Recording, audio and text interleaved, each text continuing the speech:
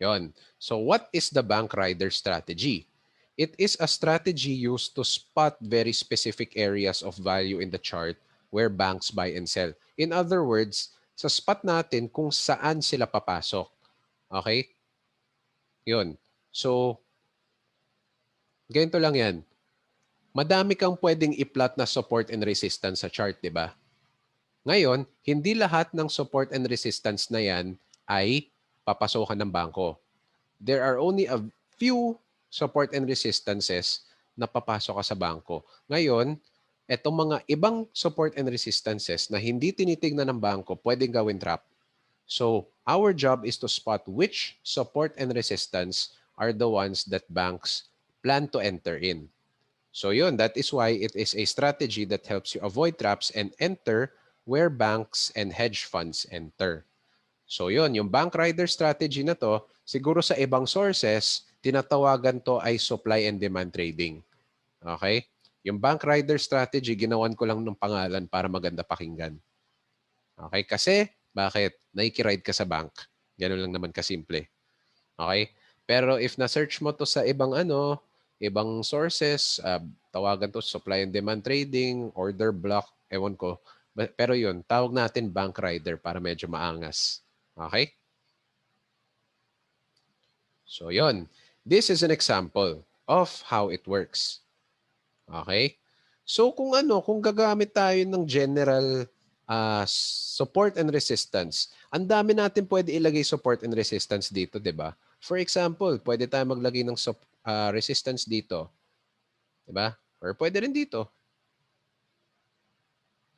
Yan. Pwede rin dito. Yan. Yan. Pwede rin dito. Di ba? Pwede rin dito. Pwede rin to. Di ba? Yan. Pwede rin to. Yan. Di ba ang dami? Ang dami pwede natin lagyan na support and resistance.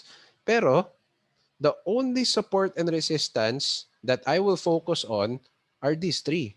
Kasi these support and resistance are also supply and demand zones. Okay? In other words, itong mga supply and demand zones ay yung mga levels or zones or support and resistance areas na tinitignan ng bangko. Okay? So yun, as I said, hindi ako gumagamit ng lines. Kapag nagpa-plot ako ng support and resistance, hindi masyado. Gumagamit ako ng rectangle para alam ko zone siya. May mga iba naman gumagamit ng lines, pero they just bear in mind na zone siya. Okay? So medyo nasa sayo na yan kung anong trip mo gawin. Okay? Ako, ganito lang yung style ko. Can follow me. So ganito siya. Yan. So what is supply and demand? I-define natin. A demand level is a level below price where there is a demand to buy. Expectation is the price will go up. In other words, yung mga demand level, mahahanap mo below current price. Okay? Supply level is a level above price where there is too much supply and not enough demand. So, backtrack tayo. Okay? Ang expectation kapag tumama sa demand ay akit yung price. Bakit? Kasi isipin mo lang to, kung ibabay mo tong pair na to, di maganda mag-buy dito kasi mura na siya, 'di ba? Bumaba yung price. 'Di ba? It makes sense. Ba't ka bibili kapag nasa taas ang price? Hindi yan sinusunod ang buy low sell high principle.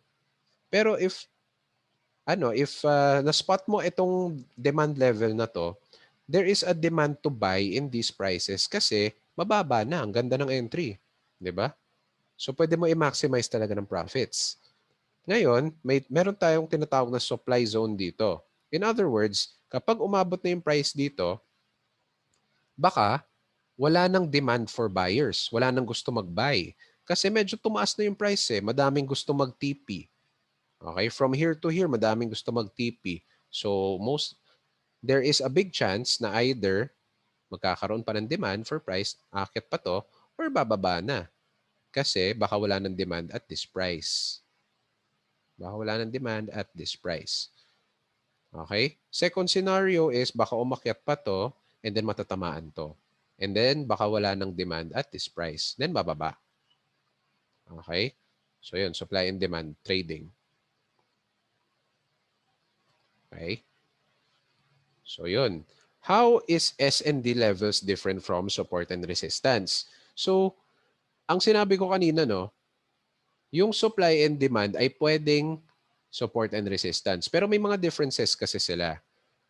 Supply and demand levels are kinds of support and resistance levels. Okay? So, supply and demand are kinds of support and resistance levels.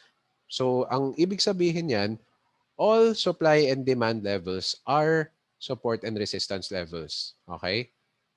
Pero not all support and resistance levels are supply and demand. Kasi ang dami mong pwede ma-plot na support and resistance. Pero hindi lahat yan supply and demand. Right? So, ganyan tayo. Pero important yung mga supply and demand kasi dun yung tinitignan ng mga bangko. So, of all the support and resistances na ida-drawing natin, yung mga supply and demand, yun dapat talaga itutok. Doon tayo dapat matutok. Alright? And yun, hindi pwede kasing matutunan paano mag-drawing ng supply and demand kung hindi nyo muna matuto kung paano mag-spot ng support and resistance. So pwede natin sabihin, the core foundation of supply and demand trading lies first in knowing how to spot good support and resistance. Okay? So kung hindi nyo pa na-master mag-spot ng support and resistance, most likely mahihirapan kayo mag-spot ng supply and demand. Right? So make sure okay kayo mag-spot ng support and resistance para madali lang matuto mag-spot ng supply and demand. Okay? So yun, they are specific to banks and hedge funds. They can be used for strong entries, stronger even than support and resistance. Kasi syempre, dun yung smart money. Okay? They have different rules or criteria for spotting. So generally, di ba, doon sa support and resistance, sa spot natin dapat yung mga madaming touches and yung mga sharp areas in the chart. Okay? Ngayon, yung rules sa supply and demand, a bit similar pero mas madaming rules kaysa support and resistance. Okay? Kasi naghahanap tayo ng specific na specific entries that are specific to banks and hedge funds only. And ito, very important rule which most people, especially newbies sa supply and demand trading ay nag-ignore. They are not convertible. Okay? 'Di ba? Sa support and resistance, kunyari ganito. So focus kayo sa drawing ko. Kunyari ganito. Oh, ganyan. So we can consider this a resistance. Ayun. To resistance area to. Okay, resistance area to. Ngayon, if si price breaks this resistance and nagretest, edi support na siya. So convertible siya. Support is convertible into a resistance and vice versa. Itong supply and demand, hindi ganyan. Kapag na-break ang isang supply zone or demand zone, tatanggalin mo na yan. Hindi na siya, ang demand zone ay hindi pwede maging supply zone kapag na-break and vice versa. Okay? Kapag na-break ang demand zone, ano na siya? Invalid na siya. Pag na-break ang supply zone, invalid na siya. Okay? So, yan yung isa sa mga major differences ng supply and demand to support and resistances. So, yun. Sabi nga sa example, a supply level cannot become demand when broken. It is simply canceled out. Yan na yun. Okay? So, more on that later.